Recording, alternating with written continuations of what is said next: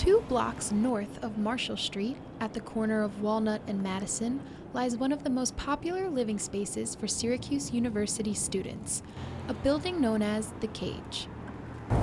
Just through these doors lies the apartment of Syracuse University student Suzanne Prendergast and her 4 roommates, where they've recently encountered some very unwelcomed visitors.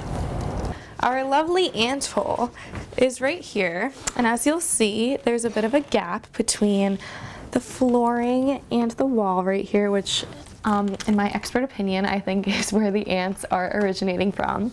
So they're making their trek from this hole into my bedroom right here, which is lovely.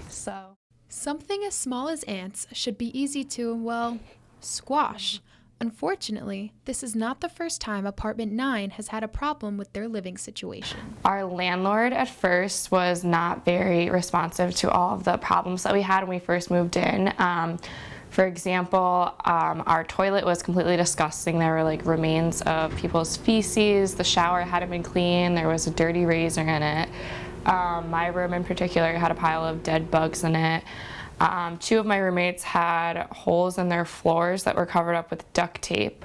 Suzanne is not the only one frustrated with her landlord. Just 2 floors above, fellow resident and student Casey Kroll is experiencing similar issues.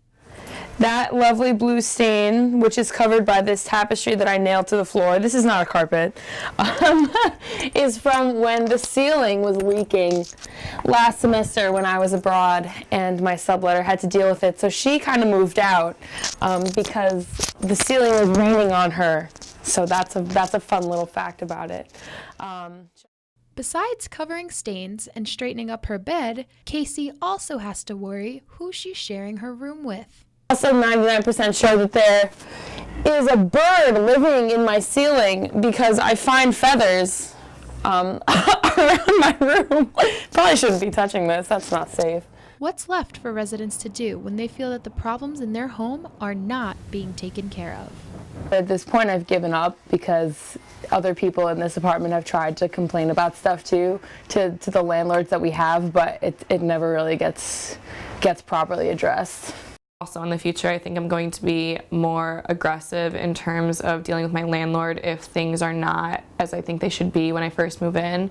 For NCC News, I'm Kat Brady.